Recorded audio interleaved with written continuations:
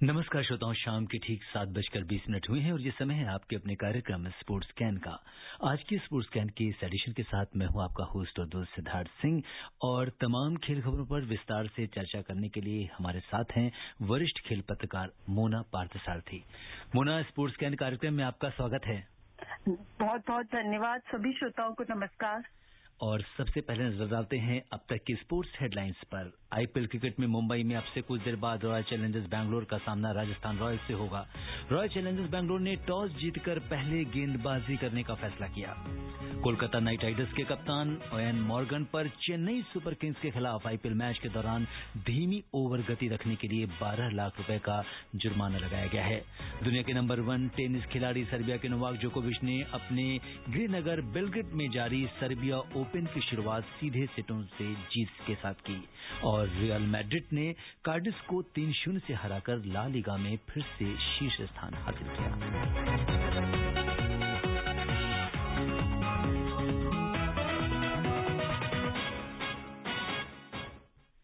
और सबसे पहले बात करते हैं आईपीएल की।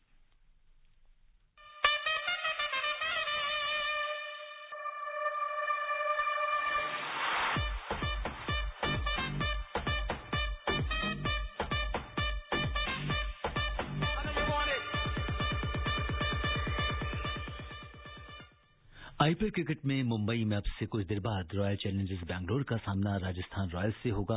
आरसीबी ने टॉस जीतकर पहले गेंदबाजी करने का फैसला किया है। 3 मैचों में 3 जीत के साथ बैंगलोर के 6 अंक हैं और वो दूसरे स्थान पर है। 1 जीत और 2 हार के साथ राजस्थान 7वें स्थान पर है और उसके 2 अंक हैं। क्या कुछ होने वाला है आज के इस मैच में, बता रही हैं हमारी सहयोगी दीपिका शर्मा। अब से कुछ देर बाद सभी क्रिकेट प्रेमियों की निगाहें मुंबई के वानखेड़े स्टेडियम पर लगी होंगी, जहां विराट के वीर और राजस्थान के रॉयल्स अपना दमखम दिखाने के लिए तैयार होंगे। दोनों टीमों ने इस बार इस सीजन में अपने अभियान की शुरुआत विपरीत अंदाज में की है। जहां एक और आरसीबी ने मनोबल बढ़ाने वाली लगातार 3 जीत दर्ज की है, वहीं दूसरी ओर राजस्थान की टीम 3 में से सिर्फ 1 मैच ही जीत पाई है। पिछले मैच में चेन्नई सुपर किंग्स के खिलाफ हार के बाद संजू सैमसन की टीम 6ठे स्थान पर खिसक गई है और इसे दूसरी जीत का इंतजार है। राजस्थान रॉयल्स एक टीम के रूप में प्रदर्शन करने में नाकाम रहे हैं। सैमसन ने पंजाब के किंग्स के खिलाफ पहले मैच में शानदार शतक से टीम को जीत की दहलीज पर पहुंचा दिया था, लेकिन जीत दिलाने में नाकाम रहे। दिल्ली कैपिटल्स के खिलाफ दक्षिण अफ्रीका के डेविड मिलन और क्रिस मॉरिस की बदौलत टीम जीत दर्ज करने में सफल रही थी। आरसीबी ने पहले मैच में वर्तमान चैंपियन मुंबई इंडियंस को हराने के बाद सनराइजर्स हैदराबाद और कोलकाता नाइट राइडर्स को शिकस्त दी थी। देखना दिलचस्प होगा कि आरसीबी की जीत का सिलसिला कायम रहता है या फिर राजस्थान के खिलाड़ियों का पलड़ा भारी रहता है। दीपिका शर्मा, स्पोर्ट्स कैन। जी हाँ मोना, जिस तरह से आज का ये मुकाबला काफी दिलचस्प होने वाला है, क्या कुछ लग रहा है आपको? क्या होने वाला है इस मैच में मुंबई में वानखेड़े स्टेडियम में? क्या कुछ तैयारियां चल रही हैं? जी देखिए, अभी तक तो जो विराट कोहली की टीम है, जैसे कि कहते हैं ड्रीम स्टार्ट उनको इस बार आईपीएल में मिला है और मैं हमेशा कहती हूँ कि विराट को कहीं ना कहीं जो मलाल है आईपीएल ट्रॉफी नहीं जीत पाने का, वो इस सीजन की जो शुरुआत उन्होंने की अपने तेवर जाहिर कर दिए हैं। एबी डिविलियर्स हो चाहे ग्लेन मैक्सवेल हो, सभी जबरदस्त फॉर्म में है। अभी तक जो मुकाबले इन्होंने चेन्नई में खेले थे, चेन्नई की सपाट पिच पर आप देखिए कितना डिस्ट्रक्टिव उनका बल्लेबाजी रहा है और अब तो ये मुकाबले वानखेड़े स्टेडियम पर हो रहे हैं, जिसे बल्लेबाजों की ऐशगाह माना जाता है, तो हौसले जरूर बुलंद होंगे। हम बात कर रहे थे एबी डिविलियर्स की, ग्लेन मैक्सवेल को देखिए 176 रन अभी तक बना चुके हैं और इन्हें आईपीएल का $1 मिलियन बेबी कहा जाता है। लेकिन मुंबई इंडियंस के साथ भी वो उतने कामयाब नहीं रहे, पंजाब के साथ उतने कामयाब नहीं रहे, लेकिन जब से आरसीबी में आए हैं जबरदस्त फॉर्म में हैं और जो उनको जिम्मेदारी दी गई है स्पिन को बीच के ओवरों में अटैक करने की, वो बहुत बखूबी उसको निभा रहे हैं। और दूसरी ओर हम राजस्थान रॉयल्स की अगर बात करें तो पहले मैच में जरूर संजू सैमसन जबरदस्त फॉर्म में दिखे थे, 200 के करीब का चेस भी उन्होंने कर लिया था, लेकिन लगातार अच्छा प्रदर्शन करने में रॉयल्स नाकाम रहे हैं और एक मैच में तो 7 विकेट उनके 90 रन पर गिर गए थे। तो यहाँ थोड़ी सी चिंता का विषय है और कुमार संगकारा को इस पर ध्यान देना होगा। उनके पास एक तुरुप का इक्का वैसे श्रेयस गोपाल के रूप में है। एबी डिविलियर्स और विराट कोहली को आईपीएल में काफी परेशान कर चुके हैं, तो वो उम्मीद करेंगे कि इन स्टार बल्लेबाजों के खिलाफ उनकी गेंदबाजी आज असर दिखाए, और उसी तरह युजवेंद्र चहल से काफी उम्मीदें होंगी। तो मुझे लगता है कि अगर संजू सैमसन का बल्ला चलता है तो ये मैच जरूर अच्छा रोमांचक होगा। बिल्कुल, और जैसा कि आपने भी बताया, और ये आज राजस्थान के लिए अगर हम देखें तो काफी कुछ बहुत अहम मुकाबला है, क्योंकि आर या पार का मुकाबला जिसे कहना चाहिए, क्योंकि शुरुआती मैच इसने 2 मैच हार चुकी है टीम, और आज निश्चित तौर पे वो कमबैक करना चाहेगी, टूर्नामेंट में वापस आना चाहेगी। बिल्कुल आना चाहेगी, क्योंकि आपके पास इतने सारे प्रतिभाशाली खिलाड़ी हैं, लेकिन एक इकाई के रूप में अगर आप प्रदर्शन अच्छा नहीं कर पा रहे हैं, और आईपीएल में यही सबसे ज्यादा जरूरी है कि आपके जितने भी संसाधन हैं आप उनका सही इस्तेमाल कैसे कर पाते हैं। तो वो एक रणनीतिकार टीम के पास अच्छे हैं, कप्तान युवा कप्तान है, अच्छी कप्तान है, टीम में जोश भरा हुआ है, और एक आज मुकाबला इस आईपीएल की अभी तक की सबसे मजबूत टीमों में से एक से है। तो मुझे लगता है आज की जीत अगर उन्हें मिलती है तो उनके लिए ये मनोबल बढ़ाने वाला टॉनिक का काम करेगी। जी बिल्कुल, तो इस पर हमारी नजर बनी रहेगी कि क्या कुछ होता है आज के इस मैच में। कोलकाता नाइट राइडर्स के कप्तान मॉर्गन पर चेन्नई सुपर किंग्स के खिलाफ आईपीएल मैच के दौरान धीमी ओवर गति रखने के लिए 12 लाख रुपए का जुर्माना लगाया गया है। सीएसके ने फॉफ डुप्लेसिस के नाबाद 95 रन और दीपक चाहर के 4 विकेट की मदद से कल रात कोलकाता नाइट राइडर्स पर 18 रन से जीत दर्ज की थी। इस बड़े स्कोर वाले मैच में सीएसके ने 3 विकेट पर 220 रन बनाए, और इसके जवाब में केकेआर 202 रन पर आउट हो गई थी। लेकिन धीमी गति से जो ओवर गति है उसे धीमी रखने के कारण 12 लाख रुपए का जुर्माना लगाया गया है। तो ये एक बड़ी खबर है। मोना, हम बात कर रहे थे, हेलो। हाँ जी। जी मोना, हम बात कर रहे थे कि किस तरह से कोलकाता नाइट राइडर्स के कप्तान मॉर्गन पर चेन्नई सुपर किंग्स के खिलाफ आईपीएल मैच के दौरान धीमी ओवर गति के कारण 12 लाख रुपए का जुर्माना लगाया गया है। जी बिल्कुल, ओवर गति को लेकर जो नियम है उसके तहत कप्तान पर दुगना जुर्माना लगाया जाता है, और वो मैच ही इतना जबरदस्त हाई स्कोरिंग मैच था, तो ये तो गुंजाइश लगी रही थी कि किसी न किसी कप्तान, दोनों में से किसी कप्तान पर ये गाज जरूर गिरेगी। जी, तो हेलो।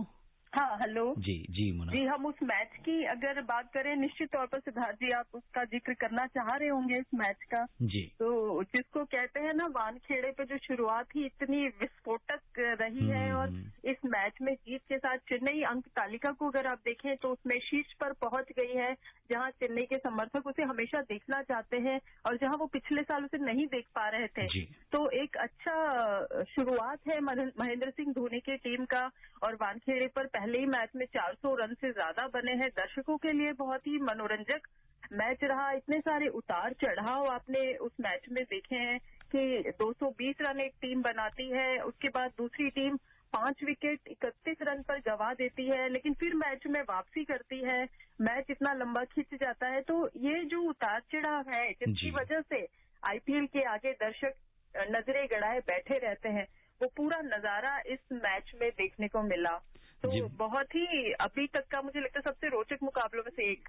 बिल्कुल, और अगर हम इसकी टाइमिंग को देखें मोना, इस समय दिल्ली में और देश के कई हिस्सों में लॉकडाउन चल रहा है, और जिस तरह से आईपीएल की जो टाइमिंग्स हैं उस टाइम कहीं ना कहीं जो लोग घर पे हैं उनके लिए एक बहुत बड़ी राहत की बात है, क्योंकि आईपीएल एक ऐसी चीज है जो कहीं ना कहीं लोगों के अंदर जो स्फूर्ति भरने का काम कर रहा है, और एक कहीं ना कहीं लोगों के अंदर एक एंगेजमेंट है और वो उसको देख पा रहे हैं। देखिए, सबके लिए राहत की बात है। पहली राहत है लोगों के लिए कि लॉकडाउन चल रहा है, ज्यादातर शहरों में लॉकडाउन है, और उन घर में बैठे बैठे मतलब 1 साल से ऊपर हो गया है। तो जो एक पिछला भी जब आईपीएल का सत्र हुआ था तो काफी ये देखा जा रहा था कि लोगों को डिप्रेशन से बाहर निकालने में खेल, सिनेमा, मनोरंजन ऐसी चीज है कि लोगों को डिप्रेशन से बाहर निकलने में काफी मदद करता है। तो उसको घर बैठे वो आईपीएल के रूप में जो 3-3.5 घंटे रोमांच उनको मिलता है, वो एक नई स्फूर्ति और नई ऊर्जा का अनुभव करते हैं। दूसरी दूसरी राहत है स्थानीय प्रशासन और सरकार के लिए कि उनको लोगों से बोलना पड़ रहा है कि आप बिना वजह बाहर मत निकलिए, समय खराब है, डिस्टेंस रखें। तो आप देखिए आईपीएल के दौरान वैसे ही जिन शहरों में कर्फ्यू नहीं भी है वहाँ कर्फ्यू जैसा हो जाता है। तो ये एक जिसको कहते हैं ना खेल मुस्कुराहटें लाने का जो काम करता है जीवन में, तो ये निराशा का दौर है, चारों तरफ से बुरी खबरें हैं, उसके बीच में अगर कहीं आपका ध्यान किसी अच्छी चीज पर है तो वो इस समय आईपीएल चल रहा है। बिल्कुल, और आईपीएल के साथ ही हमारे अंदर भी उतार और चढ़ाव आते रहते हैं। हर एक जहां पे एक छक्का लगता है, कोई खिलाड़ी आउट होता है, तो जो रोमांच की स्थिति होती है कहीं न कहीं वो हमारी जो मनोदशा है उसको बदलने में एक अहम रोल अदा करती है, और निश्चित तौर पर इस मैच पर भी हमारी निगाहें बनी रहेंगी। क्रिकेट के बाद बात करते हैं टेनिस की। दुनिया के नंबर 1 टेनिस खिलाड़ी सर्बिया के नोवाक जोकोविच ने अपनी गृहनगर बेलग्रेड में जारी सर्बिया ओपन की शुरुआत सीधे सेटों की जीत के साथ की है। जोकोविच ने पहले मुकाबले में दक्षिण कोरिया के कोन सोन वू को 6-1, 6-3 से हराकर अगले दौर में प्रवेश किया है। जोकोविच ने अपने प्रतिद्वंदी के खिलाफ मात्र 90 मिनट में जीत हासिल की और अंतिम 8 में जगह सुरक्षित करी।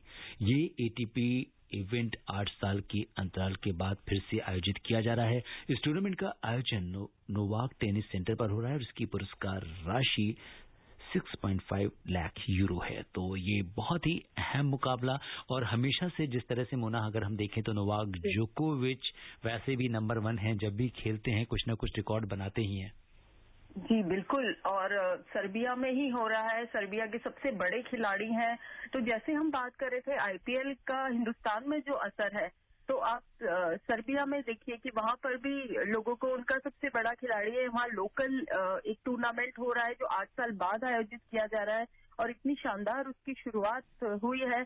तो कहीं ना कहीं खेलों का सिलसिला चलते रहने से खिलाड़ियों को तो फायदा है ही है, उनकी प्रैक्टिस बनी रहती है। उनको प्रतियोगिता का जब अभाव हो जाता है तो काफी उसकी खिलाड़ियों की लय पर उसका बुरा असर पड़ता है। तो वो एक प्रतिस्पर्धा में निरंतरता बनी रहती है और दर्शकों के लिए भी अच्छा है कि उनके पास इतना टेनिस के प्रशंसक हैं इस दुनिया में, तो उनके पास भी एक अच्छा टूर्नामेंट है देखने के लिए।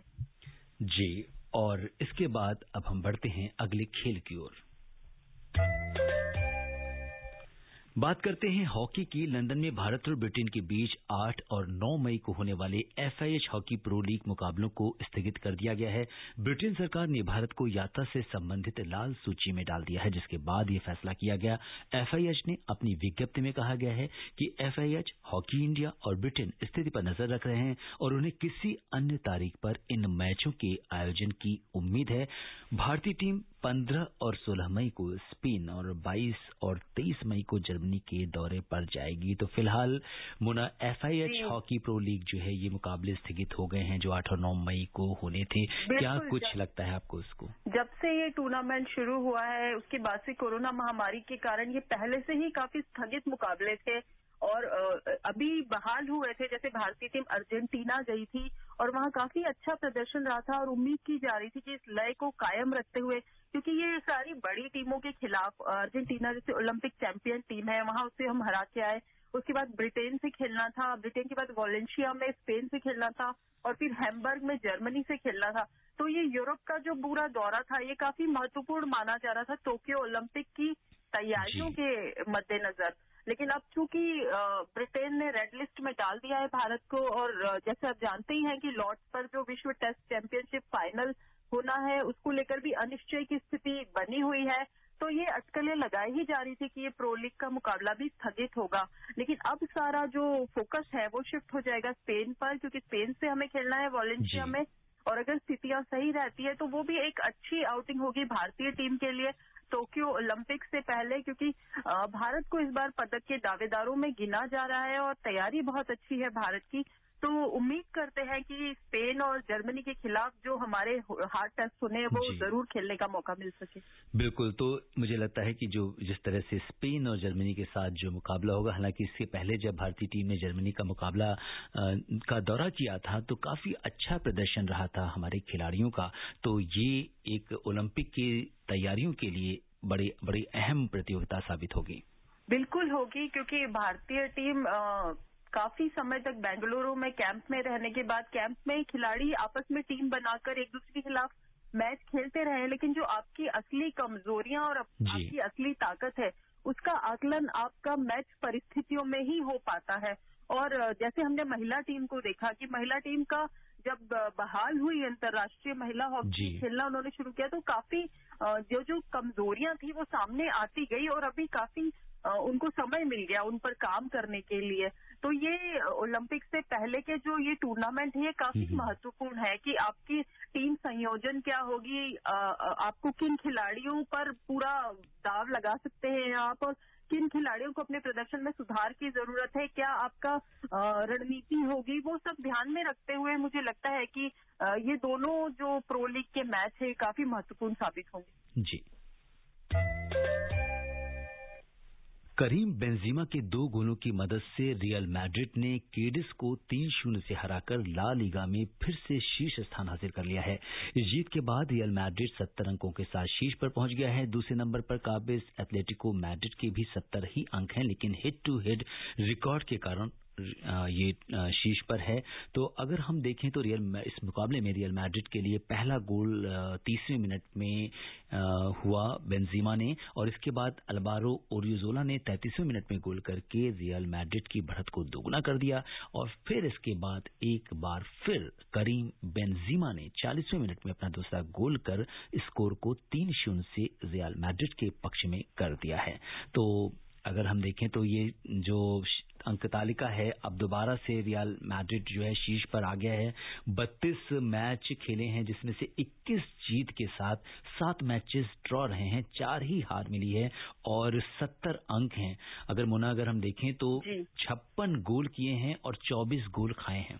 तो काफी बेहतरीन प्रदर्शन रहा है रियल मैड्रिड का। देखिए ये रियल मैड्रिड के लिए कमबैक वाला टाइम चल रहा है। आपने चैंपियंस लीग तालिका भी देखी होगी, जिस तरह से शुरुआत में खराब प्रदर्शन के बाद अचानक शानदार प्रदर्शन करके जो वापसी की है, उसी तरह से ला लीगा में भी देखिए जिनेदिन जिदान लगातार कहते आ रहे हैं कि हम एक इकाई के रूप में लड़ना और अंतिम समय तक हार नहीं मानना जानते हैं और ये रियल मैड्रिड का हर खिलाड़ी करके दिखाएगा। और वाकई में जितने चैंपियन वो खिलाड़ी रहे हैं उनकी टीम से काफी उम्मीदें की जा रही थी। शुरुआती सत्र खराब रहा, लेकिन उसके बाद जो वापसी की है अभी ला लीगा में शीर्ष पर है, चैंपियंस लीग सेमीफाइनल में, तो आशातीत प्रदर्शन लग रहा है। और करीम बेंजीमा जैसे अनुभवी खिलाड़ी है जो फॉर्म में है, तो ऐसे खिलाड़ियों के फॉर्म में और ऐसे कोच को भी काफी मनोबल मिलता है। तो उम्मीद जिस तरीके की सत्र की शुरुआत में की जा रही थी, अब जब सत्र खत्म होने को है तो वही प्रदर्शन हमें अंक तालिका में देखने को मिल रहा है। जी बिल्कुल। और अब फुटबॉल पे ही रहते हैं और बात करते हैं इंग्लिश प्रीमियर लीग की, जिसमें आज देर रात लीसेस्टर सिटी का मुकाबला वेस्ट ब्रोम से होगा। अगर अंक तालिका पे नजर डालें तो लीसेस्टर सिटी तीसरे स्थान पर है और 31 मैचों में 17 जीत के साथ उसके 56 अंक हैं। वहीं वेस्ट ब्रोम तालिका में 19वें नंबर पर है और 31 मैचों में 5 जीत और 9 हार और 17 ड्रॉ के साथ उसके 24 अंक हैं। हालांकि अगर मुना हम इस पूरे अंक तालिका पे नजर डालें तो कहाँ जो गैप है दोनों टीम्स के बीच में, एक 30वें नंबर की टीम है, एक 19वें नंबर की टीम है, तो काफी लंबा है। बिल्कुल, ये डेविड वर्सेस गोलेट जिसको कहते हैं उसी तरीके का मुकाबला है। तो इंग्लिश प्रीमियर लीग जो बिल्कुल नजदीकी से फॉलो करते हैं भारत में भी इसके काफी लोग रात में जाग कर मैच देखने वाले समर्थक है। तो ये उतना रोचक मुकाबला हालांकि नहीं है, लेकिन देखना होगा कि अब इन दोनों टीमों में वाकई ये डेविड वर्सेस गोलेट साबित होता है या इसमें कुछ बड़ा उलटफेर देखने को मिलता है। जी बिल्कुल। तो क्या कुछ रहेगा इसमें, इस पर भी हमारी नजर बनी रहेगी कि आज के मैच में क्या होता है। और श्रोताओं, समय अनुमति नहीं दे रहा है कि हम कुछ और खेल खबरों पर चर्चा करें। मोना, तमाम खेल खबरों पर चर्चा करने और हमसे जुड़ने के लिए आपका बहुत बहुत शुक्रिया और आभार। शुक्रिया। श्रोताओं, स्पोर्ट्स के मैच के लिए बस इतना ही। अगर आप इस कार्यक्रम को दोबारा सुनना चाहते हैं तो लॉग ऑन कर सकते हैं हमारी वेबसाइट newsonair.com पर। कल शाम 7:20 पर दोबारा मुलाकात के वादे के साथ इजाजत दीजिए अपने होस्ट और दोस्त सिद्धार्थ सिंह को। तब तक के लिए नमस्कार और अपना बहुत बहुत ख्याल रखिएगा।